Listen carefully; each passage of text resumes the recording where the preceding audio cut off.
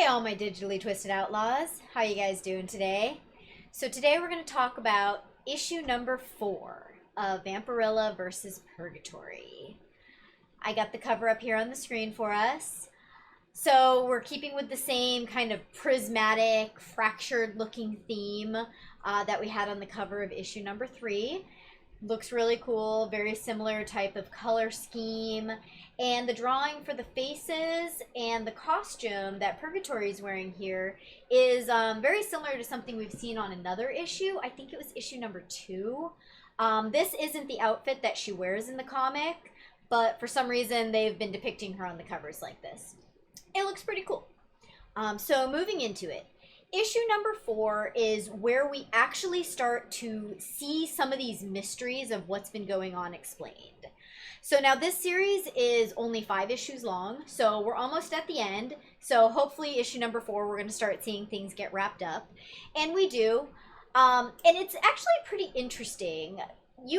I liked this series a lot, more so than some crossover series, which are a little bit just kind of like surface in the storytelling. You know, the characters interact, but it doesn't really go to like a really deeply planned out story. This one definitely does. There was a lot of planning put into this story and a lot that's going on behind the scenes and being built up ever since the beginning that we weren't even aware of. So I really liked this series for that reason.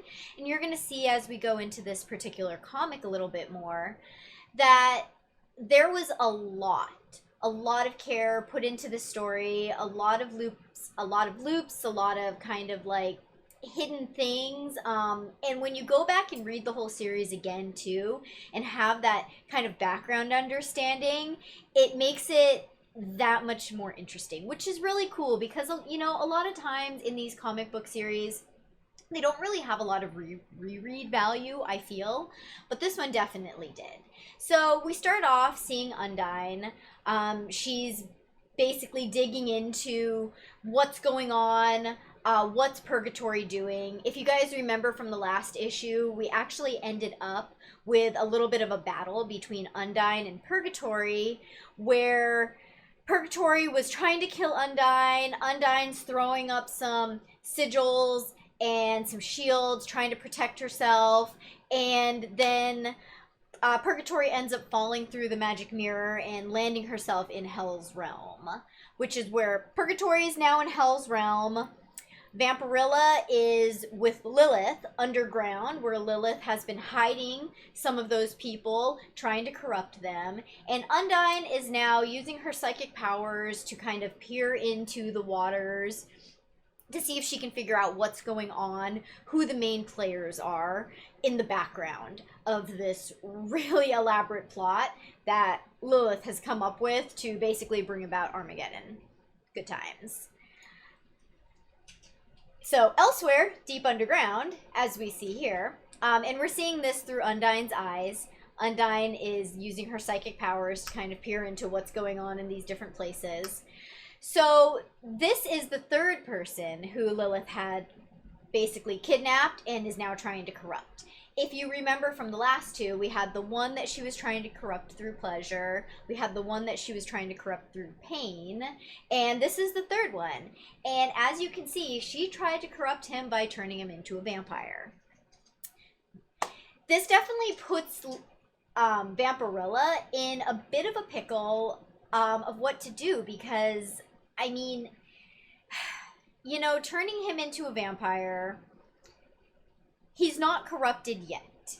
But as the comic goes on to explain, and as Lilith explains, as Vampirella explains, pretty soon he's going to start being overwhelmed with the desire to feed, which means that he's going to want to, you know, kill innocent humans in order to feed. And that's just what his body now needs as a vampire in order to subsist itself.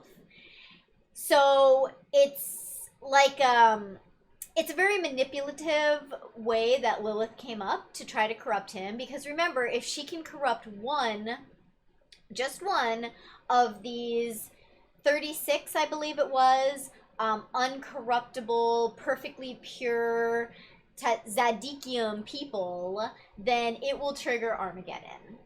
And turning this guy into a vampire, oof, this is rough. And it puts it puts Vampirella in kind of a difficult situation because, you know, she doesn't like harming humanity. She likes humanity. She only really wants to kill people that she perceives as being monsters, being somebody who's out there, you know, I don't know, like wreaking havoc, being bad people. So she's looking at this guy and she's like, man, what am I going to do now? You know, I'm going to have to kill him, which goes against her individual morals. So, you know, she just really is very disgusted with Lilith at this point, that her mother plays these games and puts her in these types of situations just for her own amusement. Meanwhile, in the realm of hell, we have Purgatory and Hell fighting. And Hell is basically trying to delve into Purgatory's mind to find out, where are you getting your information? How are you able to mastermind this? How are you able to orchestrate this? Why do you have so much confidence? And as we see, Purgatory has basically been taking the souls of all of these different demigods, monsters, half-mortals, maybe some gods in there, and she's been taking and devouring their souls, and with it, also, their knowledge. And this is interesting because I didn't know that this was a power that Purgatory had. Perhaps in other Purgatory-based comics, we learn that this is a power that she has, but I didn't know it. So getting to this point in the comic, I was just like, oh, wow, that's really interesting. That this is one of Purgatory's powers, that as she consumes these souls, she's also able to learn from them, take their memories, their craft. And this is where we start finding out, okay, maybe this is where she got some of this knowledge. And Hell is, obviously her and Purgatory are enemies. So she's like, you know what, I'm going to find it. I'm going to find the person who's giving you the knowledge of what's going on. This is going to jump around a little bit, but this is the order that the comic goes, and I didn't want to change it up for the purposes of the slideshow so that we could stay on one track, because it does bring like a real heightened sense of tension when you're reading the comic, kind of jumping back and forth between these three different scenes, with Vampirella, with Lilith, and with Purgatory, since these are all our main players. So now we have Vampirella with this guy, this poor guy who's been turned into a vampire. And she's kind of explaining to him the situation about the, you know, the predicament that he's in right now. And it's really sad for him. It's really sad for him having to face this, that basically he's now turned into a vampire. This is what he's going to have to do to survive. Obviously, he doesn't want to. He's saying, no, I can't do that. And, you know, Vampirella's like, yeah, I'm really sorry. It's really sad that she did this. Basically, you're already dead. And it's really sad that Lilith has to play this type of a game with people's lives. Jumping back to now the Undyne and Lilith storyline. Lilith has now stormed off, leaving Vampirella with the poor guy she turned into a vampire. And she's gone looking for Undyne to see what is going on here. Why does Vampirella know what we're doing? Why does Purgatory know what we're doing? Why is she able to get a leg up on me? This isn't fair. I'm Lilith. I should win. So she comes storming in. And, of course, Undyne goes into full-on panic mode. Oh, no, here it comes. Mother, look what I found. She starts trying to get everything right and saying, this is what's going on. It's because of Purgatory. Purgatory's manipulating her. And Purgatory, she's really being manipulated. Right now she's in Hell, and Hell is doing this. But you know what? We can still turn this around. We can turn this around, Lilith. Oh, dear mother. Here, I am your willing servant. Let me turn this around for you and show you how you can manipulate the situation as well. So down here we have Lilith, you know, gently caressing Undyne for now, saying, oh dear child, can you link me to her as well so I can get in there and I can manipulate Purgatory? we jump back to this scene. And this is really sad. So basically, Vampirella convinces this guy, you know, we just need to sit here. When the sun comes up, it's gonna kill you. You're gonna want to run away, but I'm gonna just hold your hand.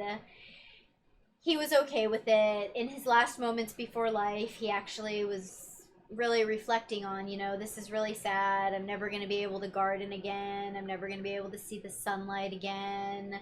There were so many more things I wanted to do with my life. And it's just really touching. And then we have this double page scene right here. And yeah, it's really poignant. The drawing is really poignant. I think it speaks for itself. Vampirella brushing the ashes off of her face and going into a rage to go chase down Lilith. This is a very, very well done panel right here. Really strikes a chord. Yeah. Just wanted to show you guys that. Back in the realm of hell, we finally find out, all right, this is where Purgatory is getting her information. And this is actually Purgatory. It's a much more elevated, advanced version of Purgatory. But it's her. You can see she has the ankh around her neck. She has wings, which have now kind of transformed a little bit more into wings looking like Isis, rather than these kind of demonic bat wings. In fact, this version of Purgatory looks very much like Isis in general. And what's going on here? So the long con that's been going on is that as Purgatory has been consuming all of these different souls, leveling herself up, gaining more and more and more wisdom, at some point in the future, she also consumes herself. A future version of herself, which has been elevated to a godly state, and has all the knowledge of all these other beings. And then she goes back in time to this version of Purgatory in order to give her the information that she needs to make it so that they get to the point in the future where she's elevated to this state. This is where my mind was just blown. Like, whoa. This is like some really, really, really deep stuff for a 5-issue comic. That's been very, very, very deeply planned out. And I would love to hear from any of you who have read any Purgatory comics or know anything about the Purgatory character, if this is maybe something of her storyline that I should know. Maybe I should go try to find some Purgatory comics and then I can tell you guys that. Because, like, wow, this is a really deep plot to the story that I had no idea was going to happen. This is basically where we leave off in this comic. And, well, there is one part, I didn't put the panel in here, but Lilith is able to actually go through Undyne's psychic powers and now connect herself into Purgatory, which is what we're seeing here basically at the end. Lilith is now connecting with Purgatory, shooting herself into her mind and binding with her as well. This is where issue number 4 leaves off. Next issue is going to be number 5, and it's going to be our grand conclusion to this really in-depth storyline. And this is a cliffhanger, and it's going to throw you for a loop in the last issue. So stay tuned. I'll be doing that one soon. Until then, I look forward to talking to you all. Have a great day. Bye.